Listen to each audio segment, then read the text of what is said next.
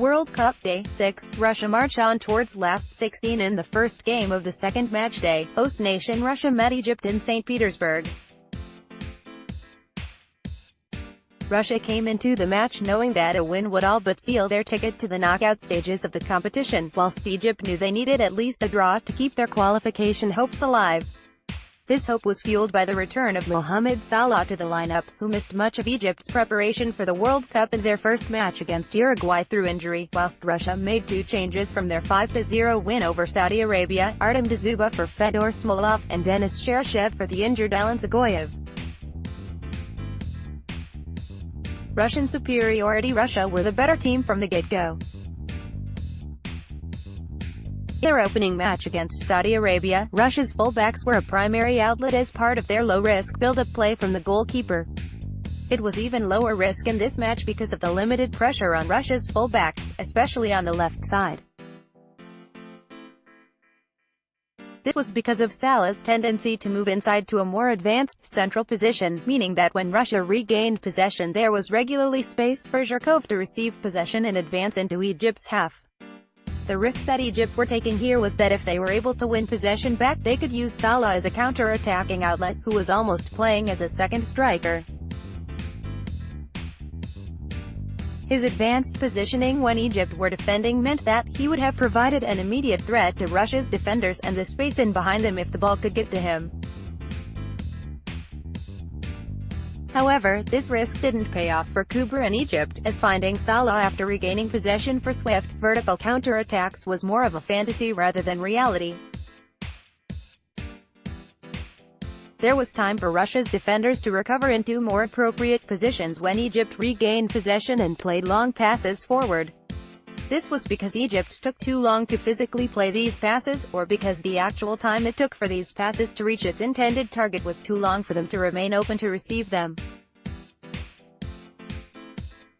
The reality was that Russia frequently progressed and overloaded Egypt on both wings, particularly on the left side as a consequence of Salah's defensive positioning, with combinations between Zhirkov, Cheryshev and Golovin. Golovin maintained his influential role in Russia's attack from their first match against Saudi Arabia, playing in a more central. Along with the emergence of Cheryshev on the left wing, Zagoyev's injury against Saudi Arabia can be seen as a blessing in disguise. In terms of Russia's defending, Golovin joined Dzyuba as a second striker to create a 4-4-2 pressing shape. They didn't press Hegazi and Gabr when they had the ball, instead using their cover shadows to directly man-mark Egypt's central midfielders Al-Nani and Hamd. This meant that any attempt Egypt might have made to play out from defense and through the midfield was squandered before even attempting to do so, instead opting to play long passes towards the forwards. Russia's central midfield was slightly staggered when Egypt's defenders were in possession, where Zobnin on the left side operated slightly deeper than Gazinski on the right side, most likely because of the threat Salah posed in the right half space. Because of Egypt's limited capacity to play through the middle of the pitch, however, they were rarely able to reach Salah in these areas. Egyptian struggles. Egypt were very poor at defending inside their own penalty area, a cause of all 3 Russian goals, but their main issue was a real lack of structure in their attacks, with their strategy almost being hit and hope that one way or another the ball will end up at Salah's feet in a dangerous position. When threatening Russia's penalty area, many Egyptian players made poor decisions on the ball, often playing wasteful passes when Salah was an open passing option, which was seldom come in this match. Egypt's superstar didn't have many goal-scoring opportunities. Even though he wasn't fully fit, Egypt looked most threatening when Salah had the ball, even though he didn't have any clear-cut chances. The intensity and attacking intent from Egypt soared when they were 3-0 down, as you would expect. There were a number of issues in their approach, however, such as Salah being moved to striker when Ward was subbed on to play right wing.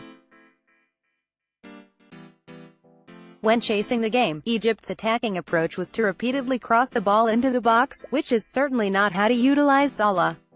Nevertheless, the attacking intent was there, and you can't help but wonder if Egypt would have been better off playing with a more attacking approach from the beginning of the tournament.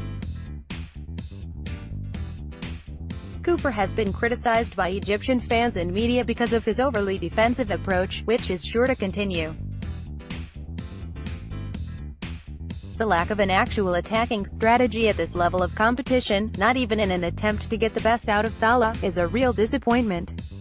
Conclusion: this was a low-quality match, with Russia being the better of two poor teams.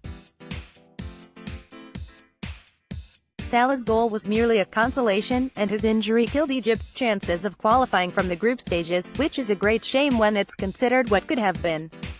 Cooper was right when stating that Salah missing the majority of Egypt's preparation for the World Cup was difficult for the team to deal with, but his lack of attacking design is more at fault for Egypt's lack of success at this tournament thus far. Russia's stark changes in approach from qualifying to the World Cup, e.g. changing from a back 5 to 4-2-3-1, has led to a stark turnaround in form. It should be noted that, in both of Russia's matches so far, they have played two quite poor defenses, but 3 goals in 17 minutes against Egypt have sent the host nation on their way to the last 16, despite being the lowest-ranked team in the tournament.